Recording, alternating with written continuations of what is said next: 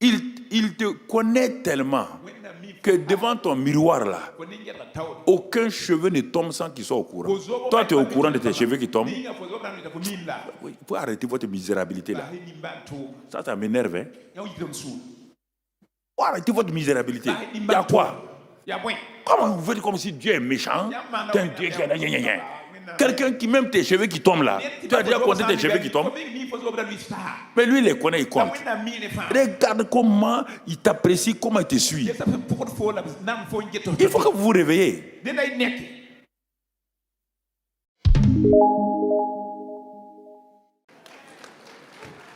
Je ne suis pas là pour te faire plaisir. Mon ami, non. Le Saint-Esprit, l'esprit de révélation. Je termine mon histoire de Goliath avec David. Tu crois que j'ai oublié? Je ne suis pas un vieux yo-yo. J'ai un bon cerveau. Ça fonctionne parfaitement. 100%. Mon ami. Tu crois? Mais il dit, papa n'a pas terminé l'histoire. Je m'en vais enrichir, je reviens et je continue. Je reviens à David.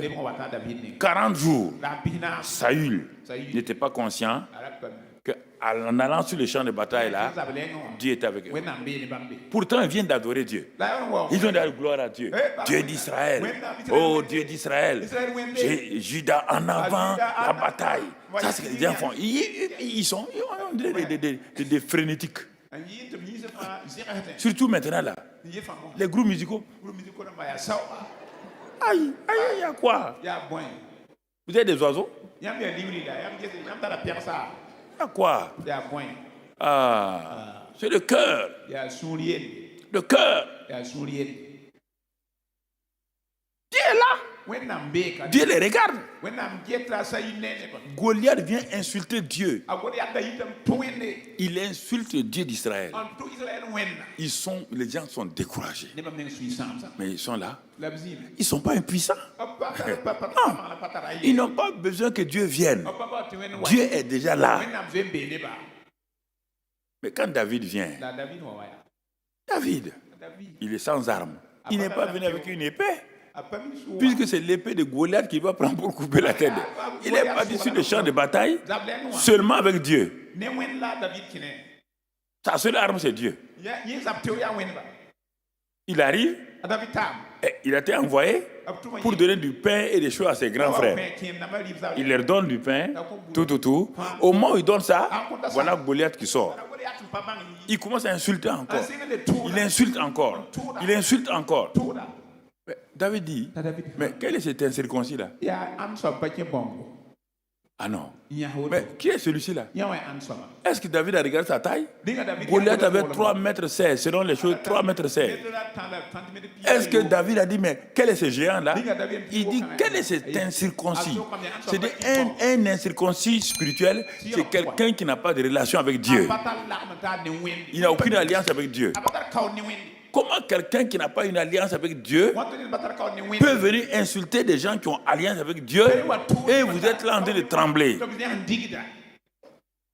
Il dit, mais donc il y a quelle récompense on va donner à celui qui va tuer les géants là, cet homme là? On lui a dit, il dit, bon, ok, je suis partant. Après, les gens ont dit, c'est arrivé au roi Saül. On amène David devant Saül. Il parle. Il dit non. Mais Goliath dit, mais tu es un jeune homme. Avec quelle arme tu vas tuer? Mais David dit, mon expérience là, j'ai déjà tué un ours. J'ai déjà tué un lion. Le lion est plus fort que Goliath. Mais tu l'as tué avec quoi? Avec quelle arme? Il dit, je l'ai saisi. Hein? Pourquoi? Quand il saisissait Goliath là, le lion là, qui saisissait? C'est le Dieu qui est avec lui là, qui manifestait sa puissance, sa force en David. C'est ça le secret de la vie chrétienne. C'est le secret de la vie chrétienne. Il dit, bon, je ferai d'une bouchée ce incirconcis-là. On a dit ça, on a donné des armes, il dit non, ces armes ne sont pas adaptées. On n'a pas besoin de donner des armes charnelles aux gens. Les armes que, 2 Corinthiens dit que les armes que nous utilisons ne sont pas des armes charnelles. Ce sont des armes spirituelles.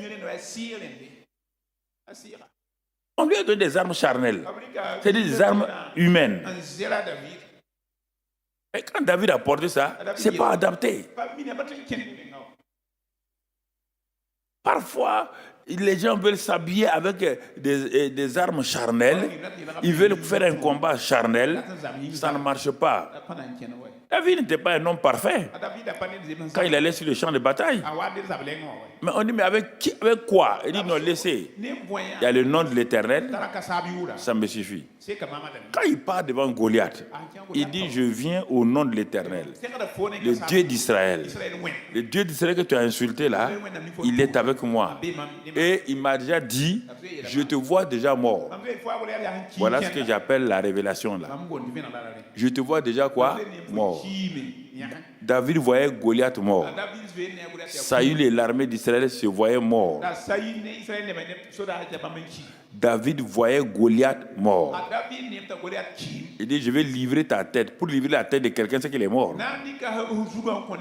C'est ça que j'appelle la révélation là.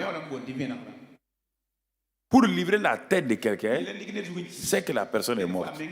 Pour livrer la tête de quelqu'un qui n'est pas mort. Et je vais distribuer ta chair aux oiseaux. Ça veut dire que c'est fini. Dès le moment où il a eu la révélation, mais il ne peut plus s'arrêter. Il a commencé à courir. Aller vers Goliath. Il a commencé à courir. Et avec tout juste un caillou. Parce que Dieu a pris le caillou là, c'est ça. Dès le moment où Dieu est avec vous là, votre faiblesse n'est rien.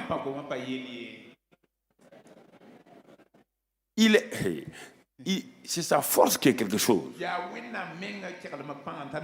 Toujours vous regardez votre faiblesse. Vous regardez votre incompétence. Mais c'est normal. Tous les hommes sont faibles et sont incompétents. Je ne sais pas pourquoi vous voulez tout le temps exalter votre faiblesse. Mais pourquoi vous n'exaltez pas la puissance, la force de Dieu?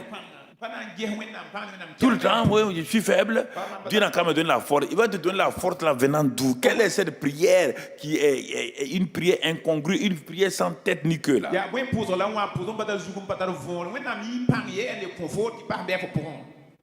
Éphésiens 1 nous dit quoi? Éphésiens 1. Paul dit, il prie pourquoi? Il prie pour les Éphésiens. Éphésiens 1, verset 15.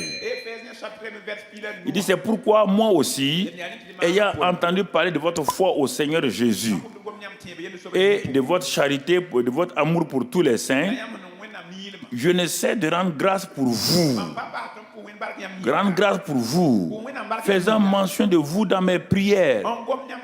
Mais quelle était la prière que Paul faisait pour les Éphésiens? Je vous ai dit de faire ces prières-là pour vous-même. Non, vous voulez faire d'autres prières.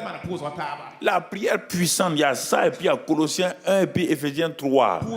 Il y a des années, je vous ai dit, faites ces prières-là, mettez-les des prières personnelles. Il dit, mais je ne sais de rendre grâce, faisant mention de vous dans mes prières. Pourquoi? Afin que le Dieu, notre Seigneur Jésus-Christ, le Père de gloire, vous donne un esprit de sagesse et de révélation dans sa connaissance. Qu'il illumine les yeux de votre cœur pour que vous sachiez. Pour que je sache quoi? Je saute, je vais aller au verset 19. Que je sache quoi? Que je sache que ce qui est envers nous qui croyons l'infinie grandeur de sa puissance, se manifestant avec efficacité par la vertu de sa force. Cette puissance-là, il l'a déjà déployée en Christ. Il ne va pas vous le donner. Il l'a déployé en Christ. Et ce Christ est en vous. Ce Christ est où? Est en vous. Donc l'infinie grandeur de sa puissance est où? En nous.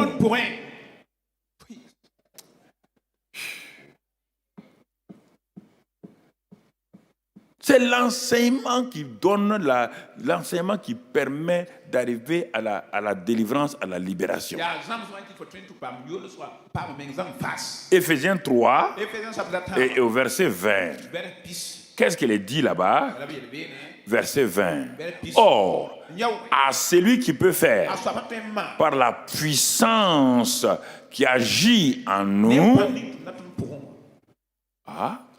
La puissance qui agit où? Au ciel. Sur la terre. Où? En nous. La puissance elle est en nous, elle agit infiniment. Au-delà de tout ce que nous demandons ou pensons. Tu n'as pas besoin de demander ou penser. La puissance est déjà en toi. La puissance est en toi. Tu es en train de crier, tu veux quoi? Elle est en toi. Utilise-la. Il dit à Gédéon, va avec cette force que tu as. C'est comment Dieu travaille. Ah bon? Gédéon dit où la force? Il dit mais ma présence là, c'est la force. Je ne sais pas. Vous passez votre temps à vous inquiéter. Vous inquiétez pourquoi?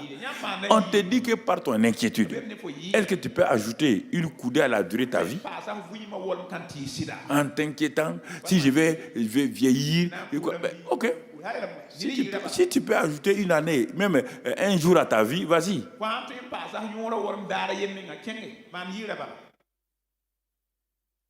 Il te dit, il te connaît tellement que devant ton miroir là, aucun cheveu ne tombe sans qu'il soit au courant. Toi, tu es au courant de tes cheveux qui tombent. Il faut arrêter votre misérabilité là. Ça m'énerve. Hein? Faut arrêter votre misérabilité. Il y a quoi? Comment vous faites comme si Dieu est méchant? Quelqu'un qui, même tes cheveux qui tombent là, tu as déjà compté tes cheveux qui tombent? Mais lui, il les connaît, il compte. Regarde comment il t'apprécie, comment il te suit. Il faut que vous vous réveillez. Enfin, vous dites, mais ça n'est assez. Trop, c'est trop. Je vais croire ce que Dieu a dit. Je marche dans ce que Dieu a dit. Apitoiement sur soi. Apitoiement sur soi. Tout le monde traverse des difficultés. David l'a dit. Quand tu traverses la vallée de l'homme de la mort, on n'a pas dit tu meurs. La vallée de l'homme de la mort est remplie de maladies, de toutes sortes de choses. C'est ça qu'il appelle. Il dit, mais il est avec toi. C'est pas la vallée là qui compte, c'est la présence de Dieu qui compte.